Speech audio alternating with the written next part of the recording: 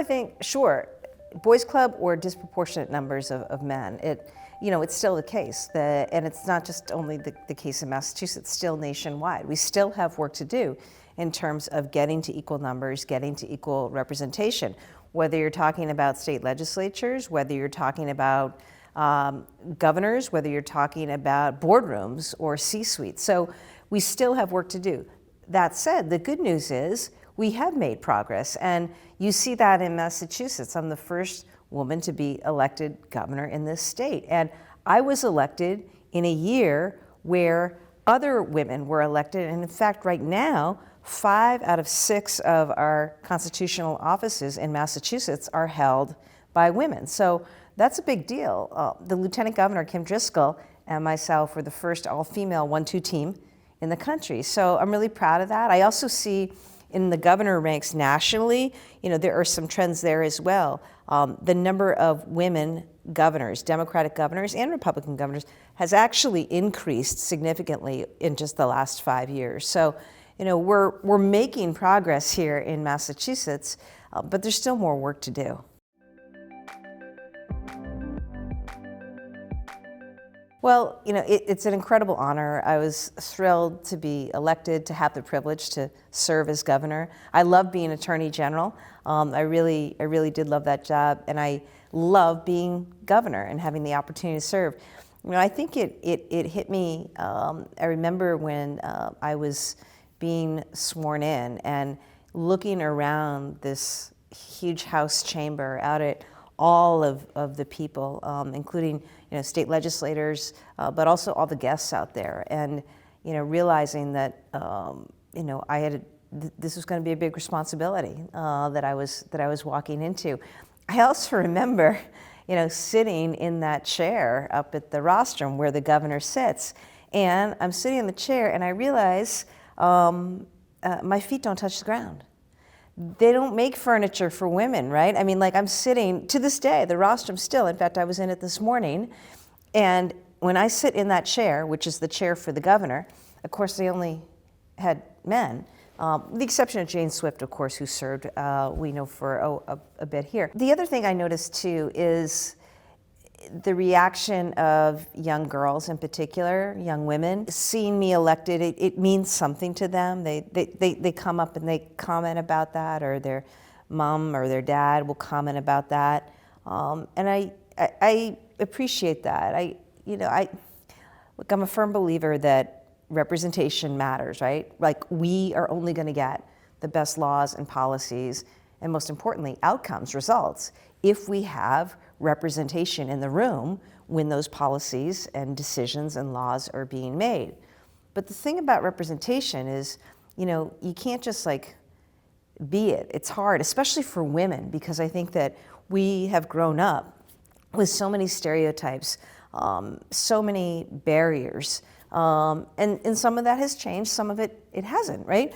And it's true that you have to ask women to run for office, for example, multiple times. They say maybe even 7 times before they'll agree to run, versus men who the surveys show don't need to be asked at all to run. And part of that is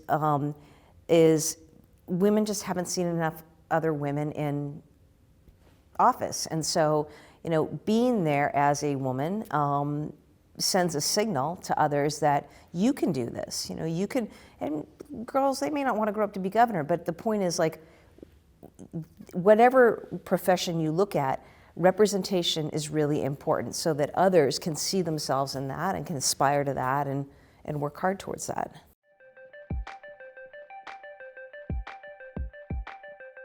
Oh, I just think it's about time, And I also appreciate there have been other women in leadership in this state house. I think about Senate President Terry Murray. I think about Senate President Karen Spilka now, or Senate President Harley Chandler for a while. I think about Lieutenant Governor Evelyn Murphy, who served a while back, and of course Governor Jane Swift. So it's not to say there aren't other role models out there. There are. It's just there have been too few. As I say, I'm proud to be able to serve alongside right now my Lieutenant Governor, Kim Driscoll, who's fantastic, also was mayor of the great city of Salem for a number of years. along with the other women who are in office, Treasurer Deb Goldberg, Auditor Diana DeZoglio, right? And I don't know of another state that has more women in constitutional offices right now than Massachusetts. That's a good thing. You know, it's no wonder, I suppose, that we were just voted the best state to live in if you're a woman. And you know, part of that is because of the policies that we have, you know, and the protections and the freedoms that we afford here, and our true commitment to equity.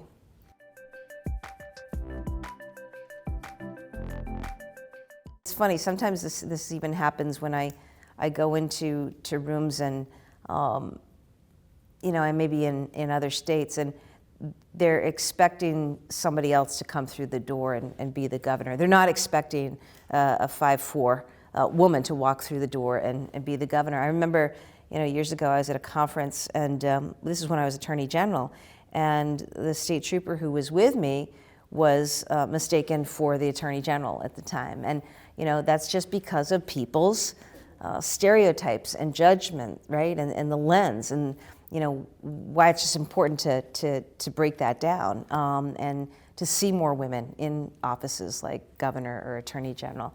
So I think that's one thing you have to overcome, is people's perception. Now, the good news in Massachusetts, we have had leaders. I mean, Martha Cookley was the first female attorney general before I was, and, you know, that helped pave the way for me, for example. That's something that is important. So that's one thing. The other thing is, you know, you have to raise money to run for office, and, you know, it's just part of what you have to do. And I think it's been harder for women to raise money. The studies show men are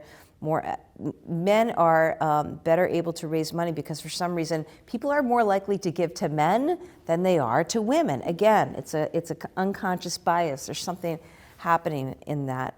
For a lot of women, you know, childcare is an issue when they run for office. And so, you know, there's a lot of things that you have to overcome. For me, you know, I think when I ran for office the first time was back in 2014. It's 10 years ago now. And I was a very unlikely candidate. I ran for Attorney General, having not run for anything before. I'd never been elected, even at the local level. But, you know, with that, I came into it without a lot of establishment support from the Democratic Party, in part because nobody knew who I was. And so, you know, it just was something that I had to overcome, with a great grassroots team around me and a little bit of hustle and effort. Running for governor was different in the sense that people knew me at that point. I'd served as Attorney General for 8 years. And so, you know, with that, people formed their opinion and their judgment about me, and I was seeking a different role, different responsibilities. So part of my challenge there was making the case to them that I could move from being the state's lawyer, the Attorney General, the people's lawyer, to being the people's governor and effectively CEO of the Commonwealth. Yeah, well, it certainly comes with criticism. I mean, every day I am making decisions that are inevitably going to leave someone or some people unhappy. That's just the nature of the work that we do in government. I came into this knowing that, understanding that, and I came into it with a firm view that my job, I've been hired by the people here through the election process, is to surround myself with the best talent, the best folks to serve in our administration, to empower them, to support them, and ultimately, whether they're making decisions or I'm making decisions, to make the best judgment calls that we can make. And, you know, not everybody's going to agree with what I do. So I understand that, and I think you develop you have to have a certain tough skin in this, or else it'd be too debilitating, right? So, you know, I don't read the comments. I read the news and I watch the reporting, but I don't read things like comments. And I try to block out some of the noise or the effect of criticism, knowing that, you know, on any given matter, as long as I feel like I've done my homework, I've asked the questions, I've gotten the answers that I need, and then I've made a decision, I can sleep at night, even knowing that there are going to be some people who aren't going to be happy with that and are going to be very critical. Because we're going to get better results. I mean, when women haven't been in the room, this is why we have ended up historically with laws that don't provide coverage for contraception and insurance plans, right? This is why, when it comes to issues of health care or education or employment, in the past, too many women were looked over or looked past because their views, their lived experience wasn't represented at the table. So you've got to have people in the room as these policy decisions are made. That's really, really important, and you're going to get better outcomes as a result. Just like boards, when you look at companies that have more women in leadership positions, more women on the board, do better in terms of bottom line, right? So that sort of diversity or representation is really, really important. I think especially given what's going on now with the fight for reproductive justice and abortion rights being under attack in this country in so many places, it's all the more important that women be in office and run for office. My advice to people would just be, pursue what you're passionate about and what you're interested in, and try to keep your options open. For me, I decided to run for office because of the work that I had done in the Attorney General's office, and I knew how important that office was. And so when there was a seat open for that, I thought I'd be good at it, and I thought that it'd be something that I would really enjoy. And so I went for it. Now, I'll tell you, and my advice would be, don't let people talk you out of it. If you're a woman, don't let people say it's not your time, or you should start maybe, with this seat instead, or you should do this work instead, or you should, work for this candidate or elected official first before you run. I mean, if you feel it in your heart, that's something you want to do and that you have something to bring to it, go for it. Because unfortunately, there are still too many people who will look at a woman and ask her or say that she needs to do more before she should run. They'll look at a man and they'll think nothing of the fact that the guy wants to run. Because a lot of guys wake up, look in the mirror and think, yeah, I can do that. I can do anything. I can be president. Sure, I'm going to run. And it's just not true for women, right? It just hasn't been the way. And that's certainly what the studies show. So I would say to women, don't let anybody tell you no. Or if you hear that, don't believe it. Just go with what is in your heart. Try to surround yourself with people who can give you good advice, who can help you, make the connections, do the outreach, do the communication, work with you on policy, work with you on raising money, and support other women out there too. It's important that we find opportunities to support women. That's one of the things I love to do in my position, is be able to support other women and the work that they do, so that I'm not the first and the last. You always want to make sure that there are others coming through the ranks, and just kind of have a good sense of yourself, because it is hard, and you have to take a lot of heat, and you have to take a lot of criticism. You have to be able to handle pressure. I think I benefited from being an athlete and being used to some of that. But whatever way you can, surround yourself with people who love and care about you as a person, and who aren't looking to get something from you, but who will be there as you're running, as you're going through what is a challenging thing. But I just encourage women, step out. Your voice is really needed, especially now. I mean, we're half the population, or more than half the population, and we have a lot of work that needs to be done. And one thing I find about women is that they're particularly good at teamwork. They're particularly good at putting ego aside and solving problems, working through issues. And that's not to say that men are incapable of that. That's certainly not the case. And there are so many wonderful men who are serving and in elected office. But it is my experience that women do this particularly well. And I see that with the other women governors I serve with. I see it with the women I work with here in Massachusetts. And I think that kind of problem-solving attitude and skill set and a teamwork attitude and an empathy is something that a lot of people are looking to right now when they're thinking about who they want to have represent them in office.